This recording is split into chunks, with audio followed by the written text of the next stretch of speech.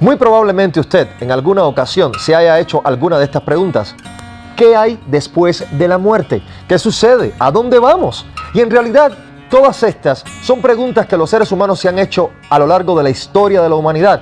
Grandes civilizaciones como los etruscos, los asirios, los persas, los babilonios en el área de Mesopotamia, los egipcios o aquí en América los mayas, los aztecas, los incas, todos ellos y entre tantos otros se han hecho la misma pregunta y han también desarrollado una serie de creencias en base a ello porque consideraban que sencillamente la muerte física no era el final de algo, sino el comienzo de alguna otra cosa que estaba por venir. Por ejemplo, los egipcios tienen el libro de los muertos y consideraban que se ganaba al morir. Ahora, vamos a tomar esto como ejemplo. El primer faraón de la primera dinastía egipcia fue el faraón Ajá. Este hombre a sus 62 años sale a cazar, encuentra un hipopótamo y el hipopótamo le aplasta la cabeza, lo mata. Ya con los años, los arqueólogos encuentran la tumba de este faraón en la ciudad de Abidó, en el Egipto Medio. ¿Pero qué creen? Junto a él habían 6 tumbas. Se consideran que eran 3 mujeres, probablemente esposas suyas, y otros servidores, incluyendo un niño. Pero no solamente eso, junto a él también había en este recinto funerario 35 tumbas más. Y según los arqueólogos y especialistas, decían de que muy probablemente pues que habían sido estrangulados o asfixiados. En otras palabras, fueron sacrificados para que partieran también junto con el faraón. Pero es que esto no termina aquí. El sucesor de Ajá fue Ajá de Ge. ¿Y qué cree? Este hombre sí lo llevó a un máximo nivel. Cuando él muere, se encuentra junto con él 300 tumbas más. Pero eso dentro del recinto funerario, porque fuera del recinto funerario se encuentran 269 tumbas. O sea, más de 500 personas fueron enterradas, en otras palabras, sacrificadas para que estuvieran con el faraón. Y finalmente, el último faraón de la primera dinastía fue el faraón Hua. Pero con este se encontraron 35. Y ya para la segunda dinastía, pues afortunadamente este tipo de prácticas se abolió y sencillamente entonces se comienza a preparar exclusivamente al faraón y vámonos, órale, tú solito, a la pirámide. Pero mire, en realidad es que toda esta forma de pensamiento en torno a la muerte, pues tienen como punto de referencia, digámoslo así, a Satanás, al padre de mentira. Véase Juan capítulo 8, versículo 44. La realidad es que el enemigo ha tenido muchísimo tiempo para desenfocar en el ser humano la perspectiva de la verdad y quitar su mirada de Dios. Porque la Biblia, la palabra del Señor, nos dice claramente que en realidad la muerte es el resultado del pecado. Porque el ser humano no fue creado para morir, fue hecho a imagen de semejanza de Dios para vivir eternamente en la relación con Dios, en una coinonía perfecta. Pero, producto a esto, pues entonces Satanás ha logrado impulsar ideas como que el infierno es el lugar del diablo. Cuando déjeme decirle algo, tanto el infierno como el lago de fuego son lugares de castigo que ni el propio diablo quiere ir ahí.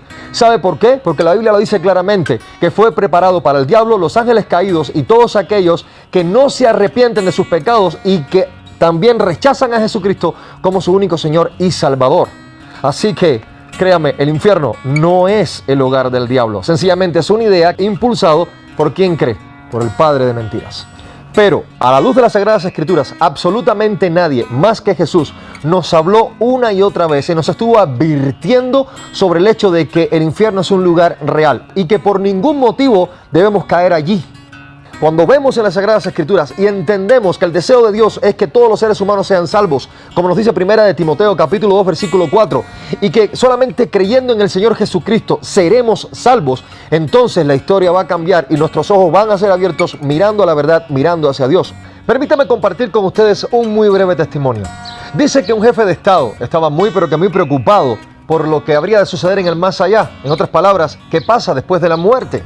Ahora, este hombre tenía la costumbre de preguntarle incluso a sus interlocutores en medio de una conversación política y les decía, en su opinión, ¿a dónde vamos a ir después de la muerte?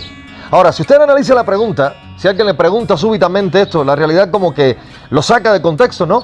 Pero obviamente la pregunta era embarazosa y las respuestas pues muy variadas.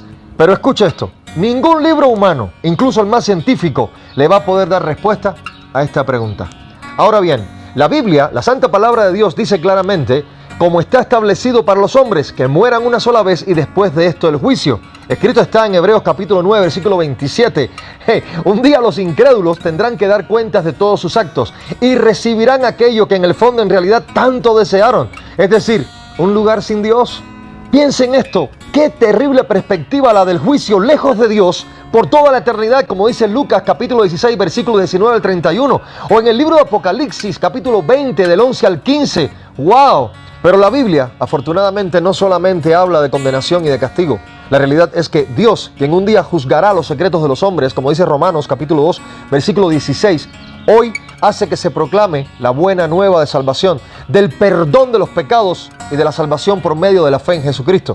Jesús dijo, el que oye mi palabra y crea al que me envió, tiene vida eterna y no vendrá condenación. Ve a Juan capítulo 5, versículo 24. Cuando el creyente parte de esta tierra, Jesús le da esa seguridad. De cierto te digo que hoy estarás conmigo en el paraíso. Ahora, ¿quiere usted escuchar una respuesta a esta gran pregunta hecha tantas veces en la historia de la humanidad de ¿qué hay más allá de la muerte? Pues ahí le va.